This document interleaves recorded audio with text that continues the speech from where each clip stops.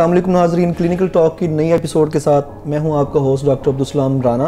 आज हमारे साथ मौजूद हैं डॉक्टर हाफिज़ उस्मान असद साहब, जिनसे हम बात करेंगे हजामा या कपिंग थेरेपी पे।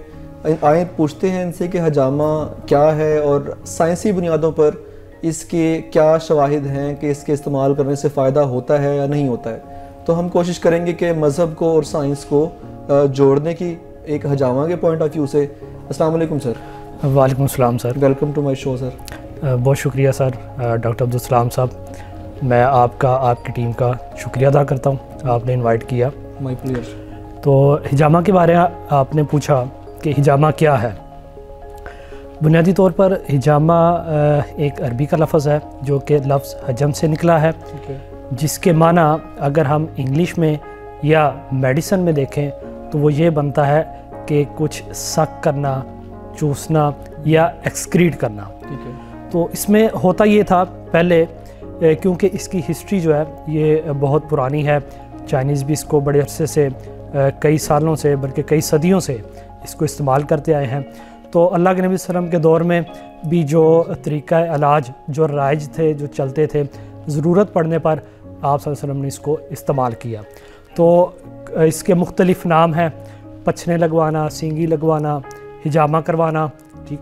तो उसमें जो वो इस्तेमाल करते थे कोई डिवाइस या मोडेलिटी या जो भी वो आला इस्तेमाल करते थे, वो जानवरों के सींग, फिर आहिस्ता आहिस्ता उसमें तरक्की होती गई और वो वही चीज़ें अवेलेबल थी उनके। जी बिल्कुल, हाँ, मतलब उस वक्त जो चीज़ें अवेलेबल थी उससे वो सक्शन क्रिएट करके, नेगेटिव प्रेशर क्रिएट करके, और फिर जो भी उनके पास जो ब्लेड वगैरह होते थे उससे वो कट लगाते थे, और उससे जो तेज़धार चीज़ जो भी होती थी, हाँ, वो किसी भी तेज़धार आले से, बल्कि बाज़ का वो नेज़ा इस्तेमाल करते थे, उसके आगे जो उसका फल होता है उसकी अन्नी के साथ हल्के हल्के, बड़े हल्के से वो स्क्रैचेस जो है वो लगाते थे।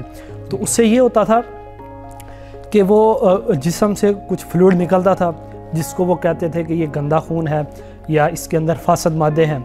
तो उससे निकालने से जो ओवरऑल इफ़ेक्ट आता था पेशेंट के ऊपर, पेशेंट रिलैक्स हो जाता था और उसकी जनरल हेल्थ स्टेटस जो है वो इम्प्रूव होता था, उसकी क्वालिटी ऑफ लाइफ इम्प्रूव होती थी बुनियादी तौर पर। तो इन फ़ायदों को देखते हुए ये जो मेथड चलता था, ट्रीटमेंट मेथड, लोग इसको इस्तेमाल करते थे। अल्लाह के नबी सल्लल्लाहु अलैहि वसल्लम का दौर था, आपने ज़रूरत पड़ने पर ख़ुद भी करवाया, सहाबा को भी ताकीद की और लोगों को भी ताकीद की कि इसको इस्तेमाल किया जाए। अहदीस से हमें रेफरेंस मिलता है, आपने फरमाया कि जी 3 चीज़ों के अंदर शिफा है, हिजामा के कट में, शहद में और आग से दागने में, और साथ वजाहत फरमा दी कि जी मैं आग से दागने को नापसंद करता हूँ। तो डॉक्टर साहब ये बताइएगा कि जदीद साइंस में या आजकल जो इस पे काम हो रहा है ना, काफ़ी ज़्यादा, हम लोग वर्कशॉप्स भी मैंने ख़ुद भी कराई, आज आप तशरीफ़ लाए हमारे इंस्टीट्यूट में, तो इस पे बहुत ज़्यादा काम हो रहा है। और इंग्लिश में इसको कपिंग थेरेपी कहते हैं, और इसकी कोई टाइप्स भी आगे आ गई हैं कि हाँ ये कपिंग थेरेपी की जो टाइप्स हैं। जी सर, तो उस हवाले से भी थोड़ा सा बताइएगा नाज़रीन को। ठीक है सर। इसके अगर काम के हवाले से बात करें तो जहाँ से हम, क्योंकि मुसलमान हैं, तो हम तो जनरल जो हमारी ऑब्जर्वेशन है, जो हम देखते हैं, सुनते हैं, पढ़ते हैं, उसके मुताबिक क्या है कि ये एक सुन्नत तरीका इलाज है, इसको अपनाना चाहिए क्योंकि अल्लाह के नबी सल्लल्लाहु अलैहि वसल्लम ने इसका हुक्म दिया है। ठीक है, तो एक तो ये बात है। लेकिन मैं ये समझता हूँ कि इसको अगर हम देखें साइंसी बुनियादों पर, साइंटिफिक बेसिस पर, इसकी बेसिक्स क्या हैं या इसका मैकेनिज़्म क्या है, तो उसमें जो है ना, क्योंकि अल्लाह ताला भी हमें कुरान मजीद में हुक्म देते हैं कि गौर व फिक्र करो, तदब्बर करो, अपनी अक्ल का इस्तेमाल करो, ठीक है, जिससे इंसानियत को फ़ायदा हो। तो टाइम के गुजरने के साथ साथ जैसे जैसे मेडिकल साइंस ने तरक्की की और इसके ऊपर फिर इसको स्टडी जो है वो करना शुरू किया, तो उसमें ये पता चला कि इसके तो वाक़यतन हकीकतन इसके कोई इफ़ेक्ट्स भी हैं, अच्छे इफ़ेक्ट्स भी हैं, और इसकी कोई साइंटिफिक बेस भी है। अच्छा डॉक्टर साहब, मेरे जैसा लेमैन होगा ना, या कोई बहुत ज़्यादा पढ़ा लिखा आदमी हो, ठीक है, तो उसको हम कैसे ये प्रूव करेंगे कि ये फ़ायदेमंद, मतलब किसी चीज़ को कट लगाते रहना, और एक तो हमारी सोच है ना, ठीक है, जो नबी पाक सल्लल्लाहु अलैहि वसल्लम ने फरमा दिया ना, वो तो फाइनल है जी, ठीक है, उससे हमें फ़ायदा होना है, ठीक है। लेकिन कुछ जदीद रिसर्च भी इसके ऊपर, कोई रिसर्चेज हैं जिसके मुताबिक जिससे इसको प्रूफ किया जा सके कि ये मैकेनिज्म एक्शन है, ये इफेक्ट आता है, और इस तरह से जो है ना इसकी अफादियत मिलती है। जी डॉक्टर साहब, ये बड़ा अच्छा क्वेश्चन आपने किया, और ये पब्लिक को भी इस चीज़ के बारे में पता होना चाहिए कि सिर्फ यही नहीं है कि ये सुन्नत है तो सिर्फ उसी की बुनियाद पर, आखिर इसका मेडिकल साइंस में भी कोई इसका ठोस सबूत मिलता है या नहीं। तो उसमें अगर हम लिटरेचर को देखें तो हमें लिटरेचर इसमें अल्हम्दुलिल्लाह काफ़ी सपोर्ट करता है। अब तो वेस्टर्न मेडिसन के जो फिजिशंस हैं, प्रैक्टिशनर्स हैं, वो भी इसके ऊपर रिसर्च कर रहे हैं और इसके एविडेंस जो हैं वो पब्लिश कर रहे हैं। मिस्र यूनिवर्सिटी के डॉक्टर साहब हैं, डॉक्टर साले, तो उन्होंने एक थ्योरी पेश की है तैबा थ्योरी के नाम से।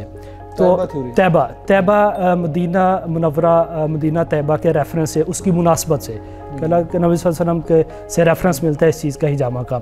तो उन्होंने इसका साइंसी बुनियादों पर जो तज्जिया किया है, जो एनालिसिस किया है कि ये काम कैसे करता है, वो पहले तो इसकी एक तारीफ़ बयान करते हैं, डेफिनेशन बताते हैं कि ये बिल्कुल इस तरह से काम करता है कि जैसे हमारे जिस्म के अंदर गुर्दों का एक काम है, फिल्ट्रेशन का एक प्रोसेस है, ग्लोमेरुलर फिल्ट्रेशन है, जिससे कि ब्लड फिल्टर होता है और उससे जो फासल मादे हैं, जो वेस्ट प्रोडक्ट्स हैं, वो यूरिन के रस्ते एक्सक्रीट आउट हो जाती हैं, और जो यूज़फुल जो प्रोडक्ट्स हैं वो रीअब्जॉर्ब हो जाती हैं वापस ब्लड के अंदर। तो इसी प्रिंसिपल पर, इसी मैकेनिज़्म पर हिजामा भी काम करता है।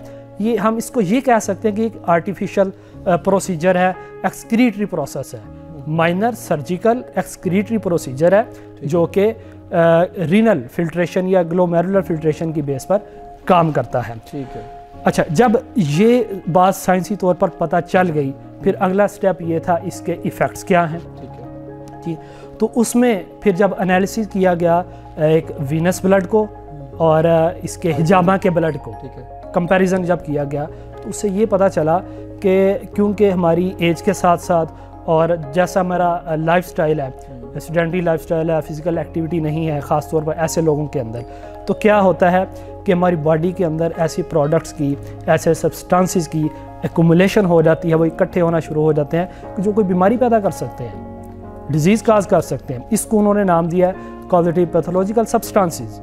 तो जब हिजामा के ब्लड को एनालाइज किया गया लैब के अंदर, उसको स्टडी किया गया, तो उसमें बहुत ज़्यादा मिकदार ऐसे सब्सटेंसेस की, ऐसी चीज़ों की मिली जो बीमारी पैदा कर सकते थे या किसी डिजीज़ से रिलेटेड थे, जिसको वो कॉजेटिव पैथोलॉजिकल सब्सटेंसेस का नाम देते हैं। ठीक है। देखें ना, सिंपल सी बात है कि जब आप ऐसी चीज़ को जिस्म से निकाल देते हैं जो बीमारी का मूजब हो सकती है जी, तो इसका मतलब है कि आप उसको बीमारी से बचा रहे हैं जी। ठीक, पहला फ़ायदा इसका क्या? प्रिवेंशन के लिए, प्रिवेंशन के लिए सर, प्राइमरी प्रिवेंशन का यही कॉन्सेप्ट है ना। It's like a vaccine. चलें, वैक्सीन तो नहीं, लेकिन उसके साथ साथ तो काम कर सकती है, यानी वैक्सीन की तरह ही। हाँ, डिफरेंस यही हो सकता है कि वैक्सीन में हम कोई चीज़ इंड्यूस कर रहे हैं, जिस्म के अंदर दाखिल कर रहे हैं, इसमें हम कोई ड्रग, किसी किस्म की कोई मेडिसिन इंड्यूस नहीं कर रहे बॉडी के अंदर, उसमें से निकाल रहे हैं। ठीक है। तो पहला फ़ायदा क्या हुआ प्राइमरी प्रिवेंशन के तौर पर कि बीमारी आने से पहले उसकी रोकथाम का बंदोबस्त कर लिया जाए। ठीक है। सेकेंडरी प्रिवेंशन भी हो सकती है, प्रिवेंशन भी हो सकती है, क्योंकि ये मुख्तलिफ बीमारियों में भी करते हैं। अच्छा, इसको सवाल को आगे बढ़ाते हैं। जी जी। कौन कौन सी ऐसी बीमारियाँ हैं जिनमें हम हिजामा करा सकते हैं और उससे फ़ायदे हासिल होते हैं? अच्छा, अगर हम बात करें इसकी लिटरेचर के रेफरेंस से, रिसर्च के रेफरेंस से, स्टडी इसके बारे में क्या कहती है, बहुत कुछ इसके बारे में अब पब्लिश हो चुका है और डिफरेंट मेडिकल जर्नल्स के अंदर आर्टिकल्स पब्लिश हो चुके हैं। अच्छा। उससे कोई भी ऐसी बीमारी, ठीक है, जिसके अंदर आपके मेटाबोलाइट्स का रेट जो है वो इंक्रीज़ हो रहा है बॉडी के अंदर, या फिर जैसे मिसाल के तौर पर कोलेस्ट्रॉल है, यूरिक एसिड है, इसका ब्लड के अंदर लेवल बढ़ रहा है, इंक्रीज़ हो रहा है, और ये दिल की बीमारियां और ये जोड़ों का दर्द और ये चीज़ें इस चीज़ का वो मूजब बन रहे हैं। तो ऐसी चीज़ों के अंदर ये बहुत ज़्यादा फ़ायदेमंद है। और इसके साथ साथ एक बात की मैं वजाहत करना चाहूँगा, अगर कोई ऐसा मरीज़ है, कोई ऐसा पेशेंट है, उसका हिजामे से वो अपना इलाज करवा रहे हैं, तो अपने फिजिशियन के साथ, मेडिकल स्पेशलिस्ट के साथ, अपने मशवरे के साथ हिजामा करवाएँ। अच्छा। जहाँ पर ज़रूरत पड़े कि जी अब मेडिसिन की ज़रूरत नहीं है, डॉक्टर के मशवरे के साथ उधर मेडिसिन रोकी भी जा सकती है। तो हमारे पास अल्हम्दुलिल्लाह ऐसे पेशेंट्स भी आते हैं, विज़िट करते हैं, वो सेशन लेते हैं, तो शिफा तो अल्लाह ताला ने दी, अल्लाह के नबी वसल्लम की हदीस है कि हिजामा के कट के अंदर शिफा है। तो वो जो इंसिजन दिया जाता है ना, तो उसकी जो साइंस है वो क्या है कि वो नाइट्रिक ऑक्साइड रिलीज होता है, वो वेज़ोडाइलेटेशन करता है, खून की नालियों को खुला कर देता है, ब्लड फ्लो इंक्रीज हो जाता है, और वहाँ से जो पेन काजिंग सब्सटेंस है, बीमारी पैदा करने वाले सब्सटेंस है, उनको बहा के ले जाता है, उनको हम जो है ना वो सक्शन के ज़रिए और नेगेटिव प्रेशर के ज़रिए हम बॉडी से बाहर निकाल लेते हैं। डॉक्टर साहब, हमें आपकी बात को हम यहीं से शुरू करेंगे, लेकिन अभी हमें एक ब्रेक की तरफ जाना पड़ेगा। ख़वातीनो हज़रात, चलते हैं एक ब्रेक की तरफ, देखते रहिए क्लिनिकल टॉक।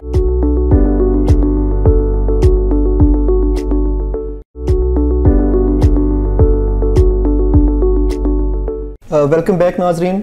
सर, चलते हैं, बातों का सिलसिला शुरू करते हैं। जी सर। अब ये बताइएगा कि हजामा आप करते हैं, उसमें स्किल्स चाहिए होते हैं हजामा करते हुए, तो कौन सी कोई ऐसे मसाइल हैं जो हजामा के दौरान पेश हो सकते हैं? ज़ाहिर है उसमें कट लगाना होता है, तो कोई कॉम्प्लिकेशंस आ सकती हैं? जी सर, उसमें ऐसा है कि समटाइम्स पेशेंट ये समझ रहा होता है, या जो फर्स्ट टाइम जिसका एक्सपीरियंस हो तो उसको ये होता है, या जिन लोगों को फोबिया होता है ब्लड से, वो समझ रहे होते हैं कि पता नहीं क्या होगा, खून निकलेगा और उससे कमज़ोरी हो जाएगी, वीकनेस हो जाएगी। तो अमूमन ऐसा होता नहीं है, ठीक है। कोई ऐसी एमरजेंसी कंडीशन अमूमन नहीं बनती, लेकिन फिर भी रिस्क तो होता है ना, चांस तो होता है ना। तो उसमें सबसे पहला काम जो पब्लिक अवेयरनेस के लिए वो ये है कि आपने सबसे पहले आपने घबराना नहीं है।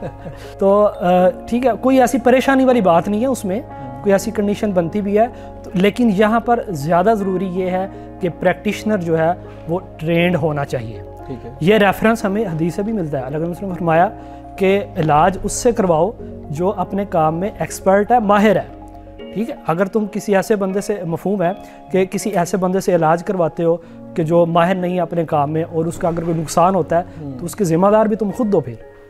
अच्छा, ठीक। इसका मतलब ये हुआ कि इस्लाम हमें ये गाइड करता है कि जो भी ट्रीटमेंट आपने करवाना है तो उस स्पेशलिस्ट से करवाएं जो मतलब उस फील्ड का जो माहिर हो, एक्सपर्ट हो, किसी क्वैक से या अनाड़ी से इलाज ना करवाएं। ठीक है।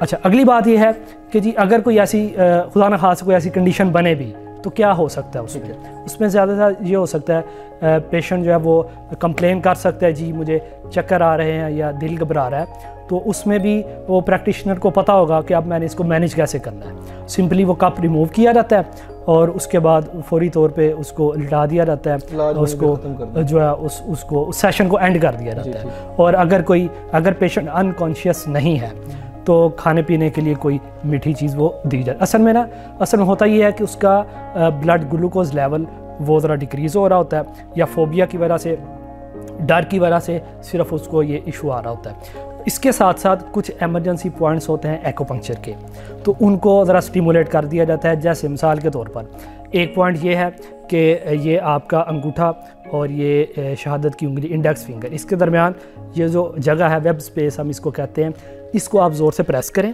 30 सेकंड्स के लिए इसको प्रेस करके रखें दोनों साइड्स पर, ठीक है, इधर भी। और दूसरे नंबर पर ये जहाँ पर आपकी ये रिस्ट क्रीज बनती है, यहाँ से 3 फिंगर्स का ये डिस्टेंस लें और सेंट्रल पॉइंट जो है इसको एक्यूपंक्चर में पेरिकार्डियम 6 बोलते हैं। आप ये 2 पॉइंट स्टिमुलेट करें, इंशाल्लाह विद इन 1 and 2 मिनट्स वो पेशेंट रिकवर कर जाता है। दबाते रहें, इनको ज़ोर से प्रेस करें, ठीक है, अपने थंब के साथ प्रेस करके रखें इसको ज़ोर से 30 सेकेंड्स, ठीक है। उसके बाद दूसरे पे हैं, फिर वापस आए, इस तरह 1-2 मिनट करें तो पेशेंट अल्हम्दुलिल्लाह रिकवर कर जाता है। ऐसे हैं जिनको हजामा नहीं कराना चाहिए, क्योंकि हर चीज़ की कंट्राइंडिकेशन भी तो होती है ना। जी बिल्कुल, वही पूछ रहा हूँ, कौन से पेशेंट्स ऐसे हैं जिनको हजामा नहीं कराना चाहिए? नहीं करवाना चाहिए, बिल्कुल ऐसा है कि ऐसा नहीं है कि हिजामा जो है हम ये क्लेम करना शुरू कर दें जी दुनिया की हर बीमारी का इसमें इलाज है, तो ऐसा पॉसिबल नहीं है। हाँ, ये ज़रूर है कि आप स्टडी करें, रिसर्च करें, एविडेंस लेकर आएँ, किस बीमारी के अंदर ये फ़ायदा दे रहा है, किसके अंदर नहीं दे रहा। तो जो अभी तक जो स्टडी हुई है, रिसर्च हुई है, उसके मुताबिक ये है इसकी कुछ कंट्राइंडिकेशंस है। मिसाल के तौर पर कोई ब्लीडिंग डिसऑर्डर के साथ है, ठीक है, उसको अगर ब्लीडिंग होती है, खून जल्दी रुकता नहीं है, उसका CTBT काउंट वो डिस्टर्ब है, या कोई एंटीकोगुलेंट थेरेपी पर है, एस्पिरिन, वारफरिन हेपरिन ले रहा है तो ऐसे पेशेंट को अवॉइड करना जी, इनको नहीं करना चाहिए। ब्लीडिंग डिसऑर्डर्स जैसे यहाँ पे हीमोफीलिया के पेशेंट आते हैं, हीमोफीलिया के पेशेंट्स का भी उनको जी पूछना चाहिए। हीमोफीलिया का पेशेंट भी कंट्राइंडिकेटेड है, हम इनको नहीं कर सकते। ठीक है। ब्लीडिंग डिसऑर्डर ब्लड से रिलेटेड है ये, फिर क्योंकि इसको मैनेज करना, कंट्रोल करना बहुत मुश्किल हो जाता है। और फिर इसके अलावा जो अगर हम इसकी लोकेशन की बात करें बॉडी पर कि किस जगह पर नहीं करना चाहिए, जहाँ से आप पल्स ले सकते हैं, ठीक है, पल्स ले रहे हैं उसके उस जगह पर ना करें कि ख़तरा है उधर कि अगर हल्का सा भी वो कट ज़्यादा लग गया, डीप कट लग गया तो खुदा न खास्ता अगर आर्टरी रप्चर हो गई तो उसको मैनेज करना जो है वो प्रॉब्लम हो उसके लिए। इसी तरह प्रेग्नेंट फीमेल्स हैं वो ना करवाएं, ठीक है। कैंसर का पेशेंट है और उसको कैंसर की साइट पर नहीं करना चाहिए। मेंस्ट्रुअल साइकिल में जी, वो फीमेल्स के लिए एक्टिव ब्लीडिंग का जो उनके रेगुलर डेज होते हैं तो उन दिनों में उनको नहीं करवाना चाहिए।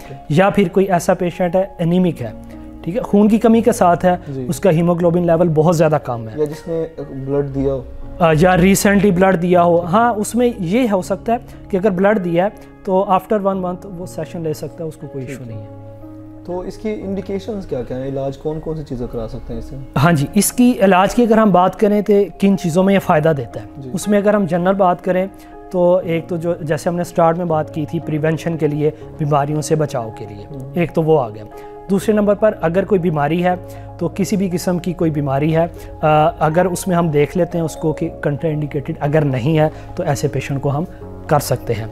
दूसरे नंबर पर कुछ जनरल चीज़ें हैं, जिस्म में थकावट है, दर्द है, जोड़ों का दर्द है, पट्ठों का खिंचाव है, मस्कुलर स्पैज़म है, टाइटनेस है, क्रोनिक पेन है, बैक पेन है, शोल्डर पेन है, नेक पेन है, ठीक है। इसी तरह यूरिक एसिड लेवल लोगों का इंक्रीज़ हुआ होता है उसके अंदर, स्टमक एसिडिटी के अंदर, और यूरिक एसिड और कोलेस्ट्रॉल, हेयर फॉल के अंदर अल्हम्दुलिल्लाह बहुत ज़्यादा इफेक्टिव है। हमारे पास कुछ पेशेंट आते रहे हैं कि वो PRP करवाने के बाद भी उन्होंने इसके सेशन लिए और अल्हम्दुलिल्लाह उनको फ़ायदा हुआ। इसके अलावा स्किन से रिलेटेड जो इश्यूज़ हैं, एलर्जी है और स्किन रिलेटेड जितनी प्रॉब्लम्स हैं उसमें ये बहुत ज़्यादा इफ़ेक्टिव है।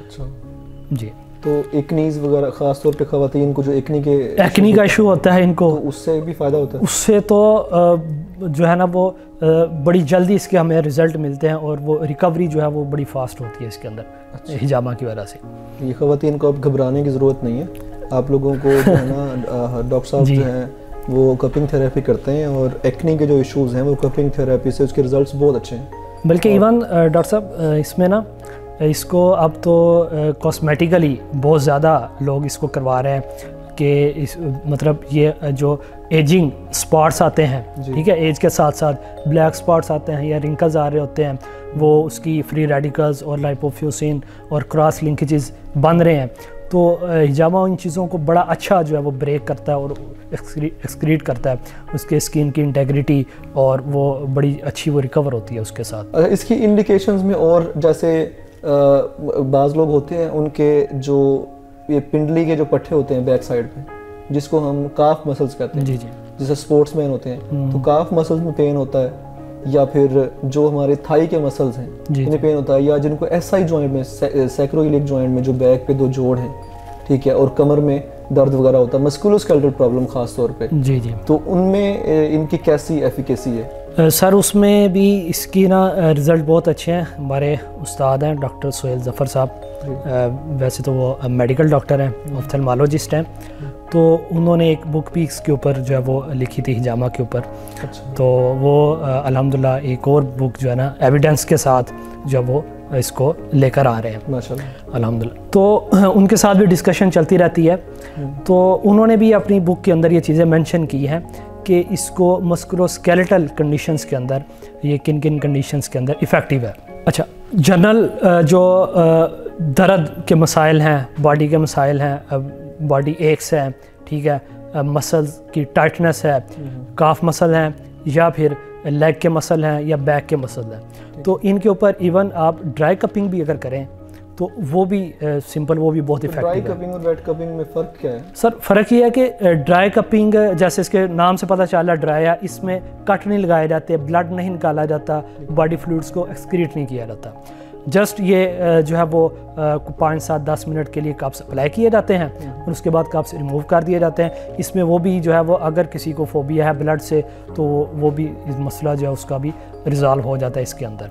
तो बाकी इसके अंदर वेट कपिंग है जिसके अंदर हम कट लगाकर असल अगर फ़ायदा लेना है ना हिजामा का सर वो वेट कपिंग से है, पूरा फ़ायदा उससे हम ले सकते हैं। बाकी ड्राई कपिंग से उसकी लोकल सर्कुलेशन और लोकल टेम्परेचर वो इम्प्रूव किया जा सकता है, मसल के स्पैज़्म को दूर किया जा सकता है, पेन को दूर किया जा सकता है, टिश्यूज जो है हमारे मसल्स वगैरह सॉफ्ट टिश्यूज़ को समझ लें इन सिंपल हम उसको मोबिलाइज कर देते हैं इसके साथ। इसके अलावा कुछ और भी इसकी टाइप्स हैं जैसे कप्स को मूव करते हैं और इसके अलावा कुछ सिलिकॉन कप्स यूज़ किए जाते हैं, वो फिर लोकल जो है वो एरिया वाइज फेस के लिए हैं, आर्म्स के लिए हैं, लेग्स के लिए हैं, वो सेपरेट एक जो है वो कंडीशन बन जाती है उसके लिए।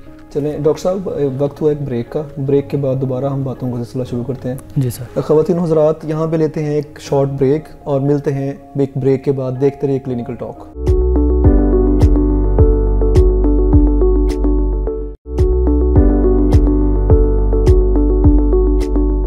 वेलकम बैक नाजरीन, बातों का सिलसिला वहीं से शुरू करते हैं। मेरे जहन में एक सवाल आया ड्यूरिंग ब्रेक के आपने बात की वेस्ट प्रोडक्ट्स जो है ना हम इस अमल के ज़रिए वो एक्सक्रीट करते हैं बॉडी से ब्लड के ज़रिए।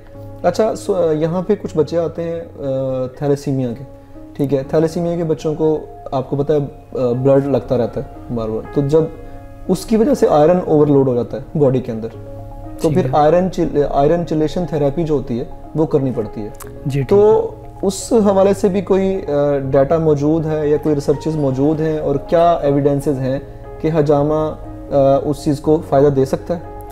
जी डॉक्टर साहब बड़ा आपने जो है ना वो मौके की मुनासबत से, क्योंकि हम यहाँ पर जो सुंदस फाउंडेशन के ऑफिस में यहाँ पर बैठे हुए हैं, यहाँ पर हम डिस्कशन कर रहे हैं, क्लिनिकल टॉक कर रहे हैं। तो सुंदस फाउंडेशन का जैसा कि थैलेसीमिया और हीमोफीलिया के अंदर बड़ा रोल है, माशाल्लाह बड़ी खिदमत कर रहे हैं। तो इसको मैं अल्हम्दुलिल्लाह इनको ये खराज तहसीन पेश करता हूँ और इनको मुबारकबाद भी देता हूँ कि बहुत अच्छा काम कर रहे हैं। इंसानियत की भलाई और ख़िदमत जो है ये बुनियादी तौर पर ये लोग कर रहे हैं। तो पब्लिक को भी चाहिए कि जितना हो सके, ठीक है, मैक्सिमम जो है वो अपनी एफ़र्ट्स जो हैं वो इनके साथ शेयर करें। तो थैलेसीमिया से के बारे में आपने पूछा, तो इसके ऊपर भी लिटरेचर मौजूद है, ठीक है, और वो पब्लिश भी है मेडिकल जर्नल्स के अंदर कि थैलेसीमिया में आयरन ओवरलोड की वजह से जब इसको कपिंग की गई, हिजामा किया गया और उसके बाद उस ब्लड को जब एनालाइज किया गया तो उसमें जो है वो दोबारा उसको कंपेयर किया गया वीनस ब्लड के साथ, तो वो जो आयरन ओवरलोड था वो काफ़ी हद तक रिमार्केबल उसके अंदर एक डिफरेंस आया था। तो उससे हम ये समझ सकते हैं, बल्कि हम ये कह सकते हैं कि इसमें थैलेसीमिया के पेशेंट्स के लिए एक रिसर्च का एक दरवाज़ा खुला है, ठीक है, जिसमें हम मज़ीद इन्वेस्टिगेट करके कि इसको मज़ीद कैसे बेहतर किया जा सकता है, तो कि ये उसके लिए फ़ायदा मंद हो। और इसके ऊपर ना कंपैरिजन भी किया, जैसे मैंने आपसे इससे पहले ज़िक्र किया डॉक्टर सुहेल ज़फ़र साहब का, कि उन्होंने अपनी बुक के अंदर इसका कंपैरिजन दिया हुआ है। अच्छा, ठीक है, आयरन चिलेशन थेरेपी का कंपैरिजन किया है हिजामा थेरेपी के साथ, ठीक है। तो आयरन चिलेशन थेरेपी एक ज़रा एक एक्सपेंसिव प्रोसीजर भी है, ठीक है, तो इसमें ये हिजामा थेरेपी को इतना एक्सपेंसिव नहीं है, ठीक, तो उसमें उसको साइड बाय साइड भी लेकर किया जा सकता है, उसके ऊपर काम किया जा सकता है। आप कभी इस तजर्बे से गुजरे कि थैलेसीमिया का पेशेंट कोई आपके पास आया? थैलेसीमिया का पेशेंट तो मेरे पास तो इस तरह से नहीं आया, क्योंकि इनके लिए तो स्पेशल वो सेंटर्स बने हुए हैं। तो अगर कहीं पे इंशाल्लाह मौका मिला तो हम ज़रूर जो है ना वो अपनी सर्विसेज देंगे। पूरा प्रोग्राम होना चाहिए थैलेसीमिया और हजामा थेरेपी पे फिर इंशाल्लाह। अच्छा, फर्दर क्वेश्चन पे चलते हैं सर। वो कहते हैं कि इनकी कोई ख़ास डेट्स होती हैं चांद की जिन पे हजामा आप कराते हैं? हाँ जी, उसके लिए ना जो रेफरेंस हमें मिलता है मज़हब से, अहादीस से, वो ये है कि चांद की 17, 19 और 21 तारीख को हिजामा करवाना चाहिए, ठीक है। तो वो बात जो है वो अपनी जगह पर एक अलग है, ठीक है। तो अगर हम देखें, हम साइंस की बात कर रहे हैं, मेडिसिन की बात कर रहे हैं, तो एक जनरल ऑब्जर्वेशन है, कुछ रिपोर्ट्स हैं जो मेरी नज़र से गुजरी हैं, उसमें यह है कि वो दिन उन दिनों में कि जब चांद अपने जोबन पर होता है, ठीक है। तो उन दिनों में दुनिया के अंदर हादसात भी ज़्यादा होते हैं, लड़ाई झगड़े भी मामूल से ज़्यादा होते हैं। ठीक है, लेकिन इसको मज़ीद इसके ऊपर स्टडी की ज़रूरत है कि उस दौरान शायरों के ख्यालात भी अपने पीक पर होते हैं, शायरी भी वो बड़ी ज़बरदस्त, जज्बात भी, ठीक है। तो साइंटिफिकली देखें तो हार्मोन्स का लेवल उस वक्त पीक पर होता है। तो एक हदीस से में रेफरेंस मिलता है, आपने फरमाया कि हिजामा करवाओ इससे पहले कि तुम्हें खून का जोश वो हलाक न कर दे। ठीक है, इसको ब्लड प्रेशर के रेफरेंस मतलब ये कि जो लोग जल्दी हाइपर हो जाते हैं या बीपी जिनका हाई रहता है, और अगर वो इसको गौर करें थोड़ा सा कि कोई महीने के कुछ स्पेसिफिक दिनों के अंदर ये प्रॉब्लम उनको ज़्यादा आती है, तो वो ये हिजामा थेरेपी करवाएं, कपिंग थेरेपी करवाएं, तो इंशाल्लाह हम उम्मीद करते हैं कि उनके लिए बहुत ज़्यादा इफ़ेक्टिव होगी। ठीक है। अच्छा, आपने सुंदस फाउंडेशन के बारे में काफ़ी बात की, तो क्लिनिकल टॉक हमारा प्रोग्राम है जिसमें आज हम बात कर रहे हैं। तो हम काफ़ी सारे जो क्लिनिशियंस हैं, प्रोफेसर्स हैं, डॉक्टर्स हैं, उनको हम अपने प्रोग्राम में दावत देते हैं और लोगों को अवेयरनेस देने के लिए हम जो है ना किसी डिज़ीज़ पे उसके बारे में बात करते हैं, ताकि जो आम लोग हैं, जो देहातों में रहने वाले लोग हैं, उनको इससे ज़्यादा से ज़्यादा फ़ायदा पहुँचे।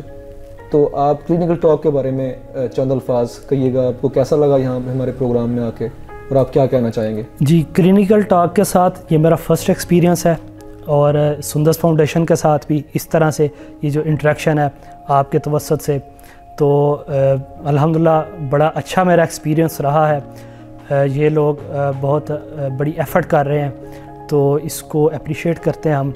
तो इसमें बल्कि मैं अपने हेल्थ केयर प्रोफेशनल्स, मेरे जो दोस्त हैं, उनको भी मैं दावत देता हूँ, और जो मेरे सीनियर्स हैं उनको भी, कि जो है ऐसी एक्टिविटीज़ कि जिससे पब्लिक अवेयरनेस भी हो, और जो लोग इस फील्ड के अंदर काम कर रहे हैं पब्लिक अवेयरनेस के लिए। देखें, हमारे मीडिया के ऊपर बहुत से टॉक शोज़ होते हैं, बहुत से प्रोग्राम्स चलते हैं, तो मेरा नहीं ख्याल कि सेहत के हवाले से कभी कोई प्रोग्राम हुआ हो कि जी आज हम फ़लाँ डिज़ीज़ के बारे में, फ़लाँ बीमारी के बारे में, या जनरल अवेयरनेस के लिए इसके ऊपर बात की जा सके। प्रोग्राम करते हैं ना, उसकी रेटिंग नहीं मिलती। सर देखें रेटिंग जो है वो एक, अगर तो आपने सिर्फ रेटिंग ही लेनी है तो फिर तो आप कोई फजूल था भी कोई काम करके, जैसे ट्रेंड चलता है तो रेटिंग ले सकते हैं। लेकिन ये जो चीज़ है, ये मैं समझता हूँ कि ये जो काम है ये बहुत बड़ा काम है, इससे बड़ी खिदमत और क्या हो सकती है। देखें ना, हर कोई अपनी जगह पर रहते हुए, अपनी डोमेन में रहते हुए जो भी इंसानियत की भलाई के लिए काम करेगा, तो ये भी एक इबादत है। डॉक्टर साहब, बहुत शुक्रिया, आप प्रोग्राम में तशरीफ़ लाए और बहुत ज़बरदस्त किस्म की इंफॉर्मेशन मिली। ख़ास तौर पे जो आपने थैलेसीमिया के बारे में बात की, तो वो भी एक मेरे लिए एक नई चीज़ थी, नई इन्फॉर्मेशन थी। इस पे भी हम नेक्स्ट किसी शो में बात करेंगे।